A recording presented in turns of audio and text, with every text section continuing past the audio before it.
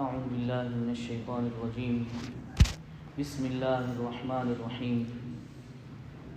اقرأ باسم ربك الذي خلق خلق الإنسان من علق اقرأ وربك الأكرم الذي علم بالقلم علم الإنسان ما لم يعلم كلا علم الإنسان ما لم يعلم.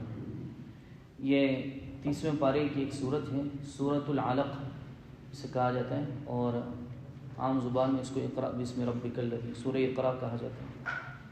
یہ وہ صورت ہے، اور یہ جو آیت کریمہ ابھی پڑھی گئی، 5 آیت کریمہ ابھی پڑھی گئی، یہ وہ 5 آیت کریمہ ہیں جو قرآن سب سے پہلے جو نازل، قرآن میں سب سے پہلے جو آیت کریمہ نازل ہوئی ہے وہ یہ 5 ہے. قرآن کی ابتدا ہی اس سے ہوئی، اقرأ باسم ربک الذی. اس سے پہلے بتایا تھا، دیکھیں پوری صورت کے اعتبار سے، پوری صورت ایک ساتھ نازل ہونے کے اعتبار سے جو سب سے پہلے ہے وہ سورہ فاتحہ ہے. لیکن قرآن جو نازل ہونا شروع ہوا، سب سے پہلی جو آیت اللہ نے نازل فرمائی وہ یہ 5 آیتیں ہیں. اقرأ باسم ربک الذی خلق. واقعہ کیا ہوا تھا؟ اللہ کے نبی صلی اللہ علیہ وسلم نبوت ملنے سے پہلے حضور اکرم صلی اللہ علیہ وسلم غار حرا میں جا کر عبادت کیا کرتے تھے، اس لیے کہ وہ ماحول اتنا خراب تھا، اتنا فحاش ماحول تھا.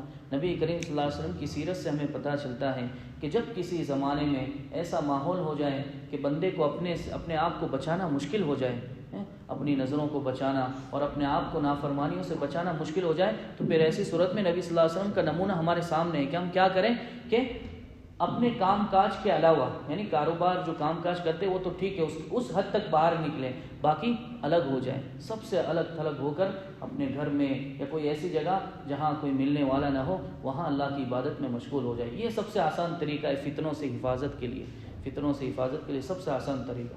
تو نبی کریم، چونکہ ماحول بہت خراب تھا، اس لیے نبی کریم صلی اللہ علیہ وسلم سب سے الگ تھلگ ہو کر غار حرا میں جا کر عبادت کیا کرتے تھے.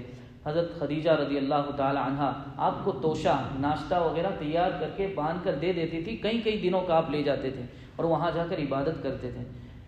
یہ آپ کا معمول تھا. ایک مرتبہ ایسا ہوا، اللہ کے نبی صلی اللہ علیہ وسلم عبادت کر رہے تھے کہ اچانک ایک نورانی شخصیت سامنے آ گئی اللہ کے نبی صلی اللہ علیہ وسلم کے سامنے. اب وہ جب سامنے آیا تو اللہ کے نبی صلی اللہ علیہ وسلم پریشان ہو گئے، یہ کون ہے؟ اس نے آتے ہی پہلا جملہ جو کہا کہ اقرأ. یہ حضرت جبرائیل علیہ السلام تھے، اللہ تبارک و تعالیٰ کی طرف سے آئے تھے. کہا کہ اقرأ. اللہ کے نبی صلی اللہ علیہ وسلم فرمایا ما انا بقاری. حضرت جبرائیل نے کہا اقرأ، پڑھو. اللہ کے نبی نے کہا ما انا بقاری، میں پڑھا ہوا نہیں ہوں.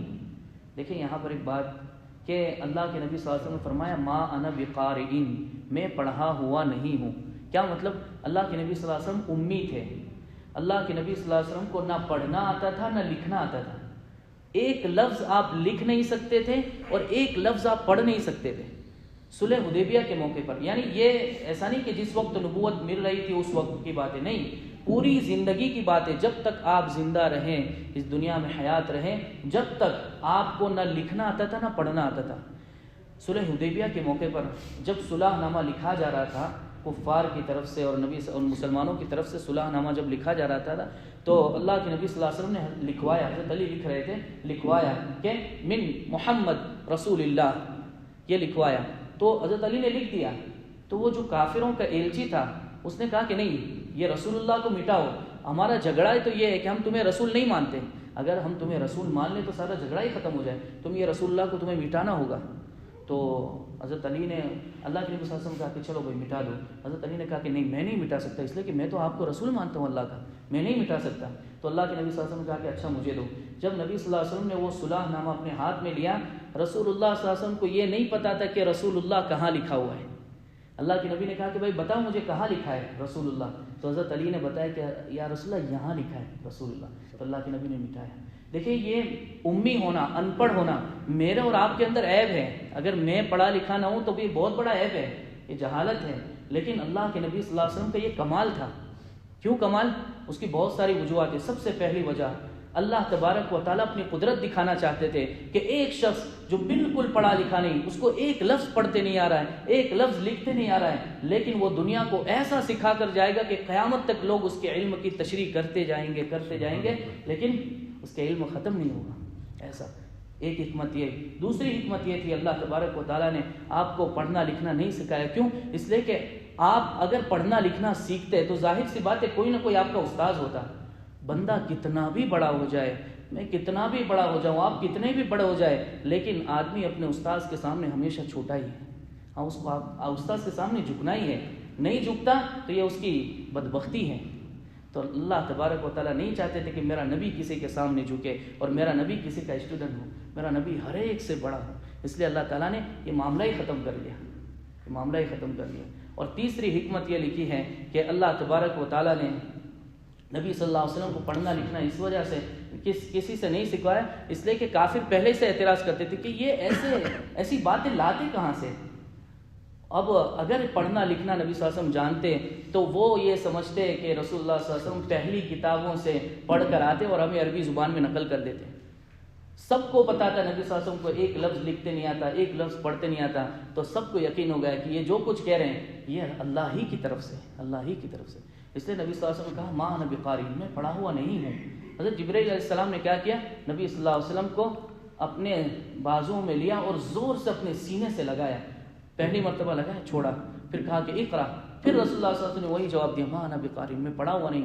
پھر دوسری مرتبہ زور سے دبایا، پھر چھوڑا، پھر وہی، پھر تیسری مرتبہ پھر زور سے دبایا، یہاں تک کہ حضرت جبرائیل جو نور لے کر آئے تھے اللہ تبارک و تعالیٰ کی طرف سے رسول اللہ کے سینے میں منتقل کر دیا. اور پھر اس وقت کہا اقرا بسم ربک الذی خلق خلق الانسان من علق اقرا وربک الاکرم الذی علم بالقلم علم الانسان ما لم یعلم. یہ 5 آیتیں پڑھائی، یہ 5 آیتیں. رسول اللہ صلی اللہ علیہ وسلم، حضرت جبرائیل تو چلے گئے، اب رسول اللہ صلی اللہ علیہ وسلم کانپ رہے تھے ایسے. دیکھیں یہ جو کانپ رہے تھے نا، یہ فرشتے کی وجہ سے نہیں کانپ رہے تھے کہ آپ کے ساتھ ایسا اچانک واقعہ ہو گیا. نہیں، فرشتہ تو آپ کے سامنے کچھ بھی نہیں تھا، فرشتے کا مقام کچھ بھی نہیں ہے آپ کے سامنے. آپ تو سب سے بڑے ہیں. اللہ کے بعد جو سب سے بڑا مقام ہے وہ رسول اللہ کا ہے. فرشتوں کا کوئی مقام نہیں ہے رسول اللہ کے سامنے. آپ فرشتے کی وجہ سے نہیں گھبرا رہے تھے، بلکہ اللہ کے اس کلام کی وجہ سے جو اتنا ثقیل، اللہ کا کلام بہت وزنی، اس کلام کی ہیبت تھی کہ رسول اللہ صلی اللہ علیہ وسلم ایسے کانپ رہے تھے. اللہ تعالیٰ خود قرآن میں فرماتے ہیں لو انزلنا هذا القرآن على جبل لرأيته خاشعا متصدعا من خشية اللہ، کہ نبی اگر ہم اس قرآن کو پہاڑ پر نازل کرتے نا تو تم دیکھتے کہ پہاڑ ایسے تھر تھر کانپتا اور اللہ کے ڈر سے پھٹ جاتا ہے. اللہ تبارک و تعالیٰ فرماتے ہیں. تو یہ، اور حدیث میں ہے صحابہ فرماتے ہیں کہ رسول اللہ پر جب وحی نازل ہوتی تھی، ایک صحابی فرماتے ہیں کہ ایک مرتبہ رسول اللہ صلی اللہ علیہ وسلم کا پیر مبارک میرے پیر کے اوپر تھا اور اچانک آپ پر وحی نازل ہونا شروع ہوئی. مجھے ایسا لگا کہ میری ٹانگ ابھی کٹ جائے گی. اور روایت میں آتا ہے کہ رسول اللہ صلی اللہ علیہ وسلم جب اونٹنی پر بیٹھے ہوتے اور اس حالت میں وحی نازل ہوتی تو اتنا سخت مرحلہ ہوتا کہ اونٹنی بیٹھ جاتی. اتنی سخت چیز تھی. تو اس وحی کی شدت کی وجہ سے رسول اللہ صلی اللہ علیہ وسلم کانپ رہے تھے اور آپ اسی حالت میں گھر پر آئے. حضرت خدیجہ رضی اللہ تعالی عنہا جو آپ کی پہلی بیوی ہے، وہ اس وقت آپ کے نکاح میں تھی اور اللہ کے نبی صلی اللہ علیہ وسلم گھر آ کر فرمایا زملونی، مجھے چادر اڑاؤ، مجھے اپنی جان کا خطرہ محسوس ہو رہا ہے، مجھے لگ رہا ہے کہ بس اب میں نہیں بچ پاؤں گا. حضرت خدیجہ دیکھیں کیا خوبصورت، انہوں نے ان کو تسلی دی اللہ کے نبی صلی اللہ علیہ وسلم کو. کہا کہ حضرت خدیجہ نے فرمایا کہ نہیں، ایسا نہیں ہو سکتا، آپ تو صلہ رحمی کرتے ہیں، آپ مظلوموں کی مدد کرتے ہیں، آپ بھوکوں کو کھانا کھلاتے ہیں، آپ یتیموں کے ساتھ اچھا سلوک کرتے ہیں، اللہ آپ کو ایسے نہیں ضائع کریں گے، اللہ ایسے. پھر اس کے بعد حضرت خدیجہ رضی اللہ تعالیٰ عنہ فوراً آپ کو لے کر اپنے چچا کے بیٹے کے پاس لے گئی. آپ کے چچا کے بیٹے تھے، حضرت خدیجہ کے چچا کے بیٹے ورقہ ابن نوفل. یہ وہ شخص تھے جنہوں نے اس زمانے میں جب ابھی رسول اللہ صلی اللہ علیہ وسلم کو نبی نہیں بنایا تھا، اس زمانے میں بت پرستی چھوڑ دی تھی. بت پرستی وغیرہ سب کچھ چھوڑ کر دین حق، یعنی اس زمانے میں جو دین تھا حضرت عیسیٰ علیہ السلام کا جو دین تھا، اس لیے کہ آخری نبی اللہ کے نبی سے پہلے حضرت عیسیٰ علیہ السلام تھے، تو اس دین کو قبول کر لیا تھا اور وہ اللہ کی عبادت کرتے تھے. تو یہ ان کے پاس لے گئی ورقہ ابن نوفل کے پاس، اور ورقہ ابن نوفل نے پوچھا بھتیجے کیا واقعہ پیش آیا، بتاؤ ذرا مجھے. تو اللہ کے نبی صلی اللہ علیہ وسلم نے پورا واقعہ بتایا. جب پورا واقعہ بتایا تو ان کا چہرہ خوشی سے جھلک اٹھا اور انہوں نے کہا کہ خوشخبری ہو بھتیجے، بشارت ہو تمہیں، یہ تو وہی فرشتہ ہے جو موسیٰ علیہ السلام پاس آیا، جو عیسیٰ علیہ السلام کے پاس آیا، تمہیں بشارت ہو. لیکن ایک بات یاد رکھو، کاش کہ میں اس وقت ہوتا جب تمہاری قوم تمہیں اس مکہ سے نکال دے گی. رسول اللہ صلی اللہ علیہ وسلم جب یہ سنا تو آپ کو یقین نہیں آیا. کہا کہ میری قوم مجھے مکہ سے نکال دے گی. اس لیے کہ رسول اللہ صلی اللہ علیہ وسلم کے ساتھ لوگ اتنا اچھا سلوک کرتے تھے، آپ کو صادق، امین، سچا، امانت دار اور اتنا اچھا سلوک کرتے تھے، آپ کو یقین نہیں آیا، کہا کہ ہاں بھتیجے، آپ کی قوم ایک وقت آئے گا کہ آپ کو اس وقت مکہ سے نکال دے گی، کاش میں اس وقت زندہ ہوتا اور میں آپ کی مدد کرتا۔ یہ واقعہ پورا ہو گیا۔ انشاءاللہ یہ جو 5 آیتیں نازل ہوئی اقرأ بسم ربک الذی خلق سے، انشاءاللہ اس کی کل کچھ تفصیل بیان کی جائے گی۔ دیکھیں کچھ مسائل ہیں۔ روزے کی حالت میں دانت نکلوانا، بعض مرتبہ بندے کو تکلیف ہو جاتی ہے سخت دانت میں، تو کیا روزے کی حالت میں دانت نکلوا سکتے ہیں یا نہیں؟ تو اس میں یہ بات یاد رکھیں کہ اگر مجبوری ہو، ویسے نہ نکالنا بہتر ہے، لیکن اگر مجبوری ہو تو روزے کی حالت میں دانت نکالنے کی اجازت ہے، لیکن صرف اس بات کا خیال رکھیں کہ خون جو ہے یا پانی، کوئی بھی چیز حلق سے نیچے نہ اترنے پائے۔ اگر حلق سے نیچے اتر گئے تو پھر روزہ ٹوٹ جائے گا، صرف قضا لازم ہوگی، کفارہ نہیں، اس لیے کہ مجبوری کی حالت ہے۔ اچھا، کفارے کے سلسلے میں بتایا تھا کہ 60 روزے کفارے میں رکھنے ہیں، مسلسل روزے رکھنے ہیں۔ اگر ایک روزہ بھی بیچ میں چھوٹ گیا تو پھر اس کو واپس دہرانے۔ لیکن دیکھیں عورتوں کا ایک مسئلہ ہے کہ پیریڈ کی وجہ سے اگر کسی عورت نے روزے رکھنا شروع کیے، اب اس نے مسلسل روزے رکھے، مثلا 10 ہوئے، 15 ہوئے، مسلسل ہوئے، اب اس کو پیریڈ آ گیا، تو یہ جو پیریڈ آتا ہے یہ پیریڈ روزے کے لیے مانع نہیں ہوگا، یعنی اس کے تسلسل کو نہیں توڑے گا۔ آپ سمجھے، اس کے تسلسل جو ایک ساتھ جو چل رہا ہے اس سے نہیں توڑے گا، وہ روزے کو رکھنا چھوڑ دے، اس لیے کہ پیریڈ میں روزے رکھنے کی اجازت نہیں ہے۔ جیسے اس کا پیریڈ ختم ہو وہ پھر واپس روزے رکھنا شروع کر دیں، تو اس کی وجہ سے اس کے تسلسل میں اور یہ جو ایک ساتھ روزے رکھنے ہیں اس میں کوئی فرق نہیں آئے گا۔ ہاں لیکن اگر عورت نے پیریڈ شروع ہوا اور اس کے بعد جب پیریڈ ختم ہو گیا، اگر ایک دن بھی روزہ چھوڑ دیا تو پھر ایسی صورت میں یہ تسلسل ٹوٹ جائے گا اور اس کو پھر سے 60 روزے رکھنے ہیں۔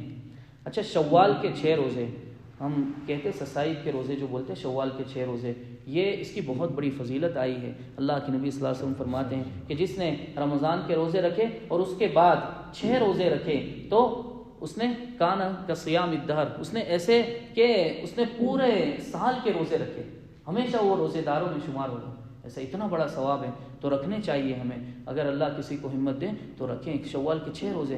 لیکن اس میں ایک بات یاد رکھیں کہ بہت سے لوگ یہ سمجھتے ہیں کہ 6 روزے ایک ساتھ ہی رکھنا ضروری ہے، کہ بھائی جب رمضان ختم ہوا، عید کا ایک دن تو چھٹی ہے، اس کے بعد 6 روزے مسلسل رکھنا ضروری ہے۔ نہیں، ایسا نہیں ہے، ایسا نہیں۔ ہاں اگر آسانی کے لیے ایسا ہم رکھ لیں تو اچھی بات ہے، اس لیے کہ رمضان کی جو عادت چلی ہے روزوں کی وہ آسانی کے ساتھ پورے ہو جائے، لیکن یہ شوال کے روزوں کی جو فضیلت ہے 6 روزوں کی، یہ پورے مہینے کی فضیلت ہے۔ پورے مہینے میں بندہ کبھی بھی 6 روزے رکھ لے، یہ فضیلت اس کو حاصل ہو جائے گی۔ اس کا آسان سب سے طریقہ رسول اللہ صلی اللہ علیہ وسلم کی عادت مبارکہ تھی کہ آپ پیر اور ہر پیر اور منگل کو روزہ رکھا کرتے تھے، تو اگر ہم ایسا بھی کر سکتے، دوسری شکل یہ ہے کہ ہم پیر شوال کے مہینے میں پیر اور جمعرات کو روزہ رکھ لیا کریں، پیر اور جمعرات کو، تو ہمارے آسانی سے 6 روزے بلکہ 8 روزے پورے ہو جائیں گے۔ تو ہر پیر اور جمعرات کو روزہ رکھ کر ہم شوال کے 6 روزوں کی فضیلت حاصل کر سکتے ہیں۔ اچھا، 5 دن ایسے ہیں پورے سال کے اندر، 5 دن ایسے آتے ہیں جس میں اللہ تبارک و تعالیٰ کی طرف سے روزہ رکھنے کی اجازت نہیں ہے۔